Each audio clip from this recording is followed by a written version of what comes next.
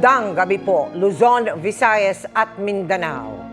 Damang-dama ang buhos ng pagmamahal kay Pope Francis sa nagpapatuloy na dagsa ng mga mananampalataya na nais makita ang kanyang mga labi sa huling pagkakataon. Sa unang araw ng public viewing para sa tinaguriang People's Pope, tinatayang nasa 50,000 ang mga bumisita.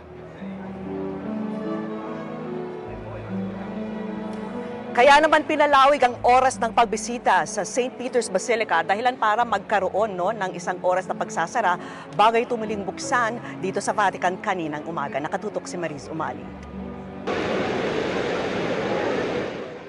Maaga pa rin binuksan ang St. Peter's Basilica bandang alas 7 ng umaga. Kahit pa mahigit isang oras lang napahinga sa dagsa ng tao dahil sa extended ang unang araw ng public viewing. Kahapon, tinatayang umabot sa 50,000 tao ang dumayo sa Vatican para ipagluksa si Pope Francis. Kaya imbis na isara ang Basilica ng alas 12 ng hating gabi, ay nanatili itong bukas hanggang alas 5:30 ng madaling araw. Lalo namang dagsa ang mga nakikiramay ngayong ikalawang araw ng public viewing para sa tinaguriang People's Pope, bago ang paghimlay sa kanya sa Basilica of Mary Major sa Sabado. Pero ang mismong opisina ng Santo Papa, sarado muna at bakante. Kaya tinawag ang panahong ito na sede vacante o the seat is vacant.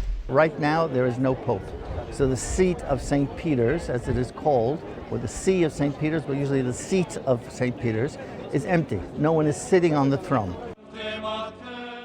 At kahit mailibing na ay palilipasin muna ang Novembiales o 9 na araw na pagluluksa na ang opisyal na simula ay ang funeral mass para sa Santo Papa sa Sabado. Posibleng hanggang 15 araw naman mula nang mamatay si Pope Francis bago pumili ng bagong Santo Papa ang mga kardinal na edad 79 pababa o cardinal electors.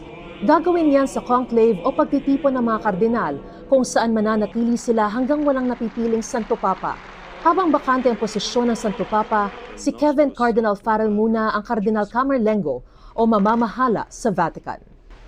Para sa GMA Integrated News, Mariz Umali, nakatutok, 24 oras.